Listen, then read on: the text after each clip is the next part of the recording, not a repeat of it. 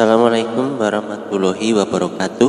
Kali ini akan membahas mengenai himpunan di pertemuan yang kedua. Berikutnya, penggunaan konsep himpunan dalam kehidupan sehari-hari banyak dalam hal teknologi, informatika dan komputer ya. Itu banyak sekali bahasa-bahasa pemrograman yang menggunakan simbol-simbol. Makanya himpunan ini materi yang disiplin simbol, tidak terlalu rumit, namun simbol-simbolnya harus benar-benar tepat. Dan lagi pada sistem jaringan internet, bagi program robotik juga, dan pemilahan DNA pada ilmu kedokteran, juga pada teknologi rancang bangun, dan masih banyak lagi teknologi yang lain yang menggunakan konsep himpunan ya. Ini sebelumnya kalian sudah mengenal apa itu yang namanya himpunan semesta ya. Himpunan semesta itu ibaratnya itu induk dari himpunan yang lain. Kalau bahasa matematika, himpunan semesta, semua anggota himpunan A juga termasuk anggota himpunan semesta. Jadi ini A kebalik ini dibaca semua ya, untuk semua anggota A, semua anggota A tersebut juga merupakan anggota himpunan semesta ya. Misalkan bilangan asli ini termasuk bagian dari himpunan bilangan bulat, karena semua bilangan asli pasti bilangan bulat ya, namanya semesta. Ada lagi misalkan kucing, ayam, ini merupakan bagian dari hewan. Jadi himpunan semesta dari kucing dan ayam adalah hewan. Namun tidak hanya hewan, mungkin makhluk hidup. Nah, itulah himpunan semesta. Jadi sesuatu yang menjadi semesta pembicaraan, itu namanya himpunan semesta. Himpunan kosong tadi sudah. Untuk semua himpunan kosong, dia tidak memiliki anggota. Simbolnya seperti huruf O yang dicoret atau kurung kurawal yang tidak ada isinya. Sekarang jika ada suatu masalah seperti ini, ada sebuah piano rusak yang hanya bisa membunyikan nada C, D, F, G. C, ini D, ini F, ini G. Jadi piano ini dianggap rusak. Hanya ada 4 nada yang bisa dibunyikan, yaitu C, D, F, G. Nah, pertanyaannya, berapa banyak pilihan yang bisa kamu lakukan? Nah, kemungkinannya kamu membunyikan salah satu nada boleh, 2 nada boleh, 3 nada boleh, 4 nada boleh, atau tidak memainkan semuanya. Nah, inilah jika banyak kemungkinan itu kita tuliskan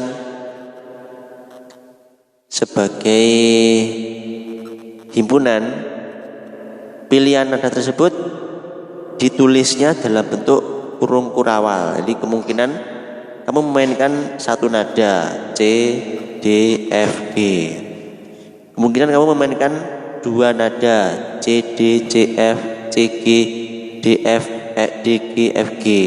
Kemungkinan 3 nada C, D, F, C, F, G, D, F, G, C, F, G. Atau 4 nada C, D, F, G, atau tidak memainkan semua nada ya. Jika semua pilihan tadi dinyatakan dalam himpunan, yaitu kurung kurawal tadi, maka semua pilihan nada tersebut disebut sebagai himpunan bagian dari himpunan nada C, D, F, G. Tidak memainkan semua nada itu disebut sebagai himpunan kosong. Ya, jika ini nada-nada pilihan tersebut kita namai H, maka himpunan bagiannya adalah C, D, F, G, C, D, C, F, C, G, D, F, D, G, F, G, C, D, F, C, F, G, D, F, G, C, F, G, C, F, G, dan himpunan kosong. Nah, itulah himpunan bagian. Jadi himpunan bagian disimbolkan sebagai seperti huruf C, tapi bukan C. Ini simbol dari himpunan bagian. Ini simbolnya. Ini dibaca A, himpunan bagian dari B jika dan hanya jika untuk semua A kecil anggota himpunan A dan A kecil merupakan anggota himpunan B. Ya, bisa dipahami ya.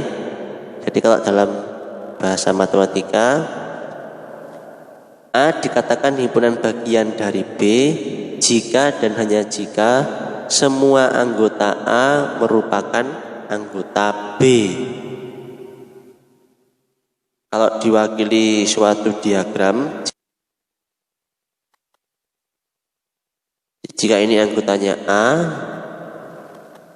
dan ini anggotanya B, maka A ada dalamnya B. Itulah himpunan bagian.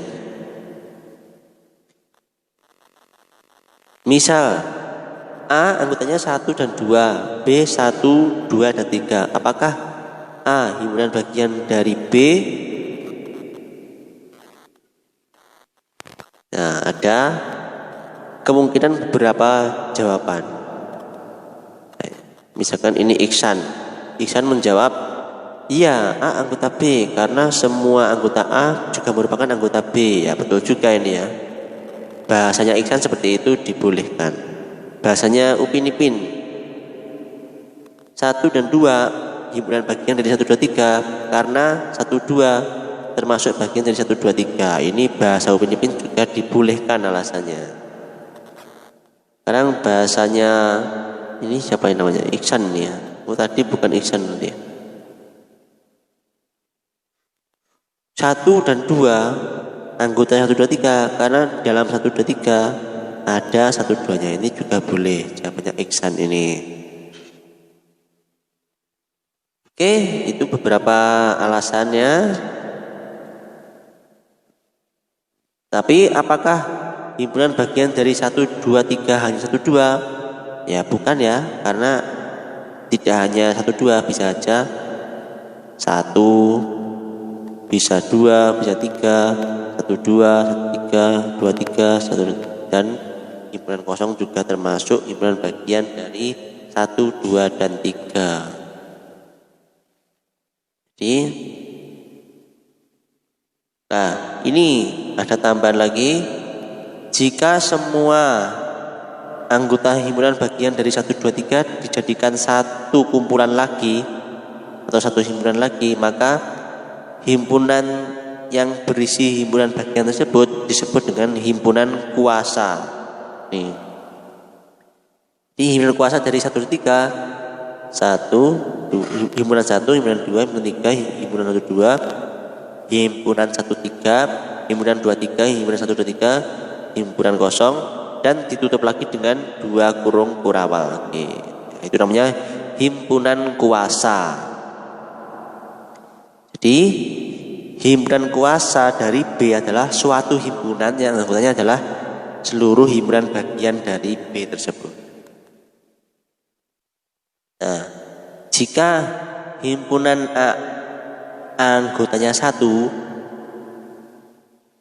maka banyak himpunan bagian adalah himpunan kosong dan himpunan 1. Berarti ada 2 anggota. Sekarang jika anggotanya ada 2, maka himpunan bagiannya adalah himpunan kosong, himpunan 1, himpunan 2, himpunan 1 2. Jadi ada 4 tuh, 2, 3, 4. Jika anggotanya ada 3, maka himpunan bagiannya adalah ada 8. Anggotanya tadi sudah kita bahas tadi yang anggotanya 3 ya. Nah, semakin banyak anggota himpunan, maka semakin banyak pula himpunan bagiannya. Kita perhatikan, 1 jadi 2, 2 jadi 4, 3 jadi 8, 4 jadi 16, 5 jadi 32. Maka sebagai 2 pangkat N, artinya 2 pangkat 1, 2, 2 pangkat 2, 4, 2 pangkat 3, 8, 2 pangkat 4. Kesimpulannya, jika banyak anggota A disimbolkan dengan N dalam huruf A, maka banyaknya himpunan bagian dari A adalah 2 pangkat anggota dari A. Oke, sekian dari saya. Sampai jumpa di pertemuan berikutnya. Wassalamualaikum warahmatullahi wabarakatuh.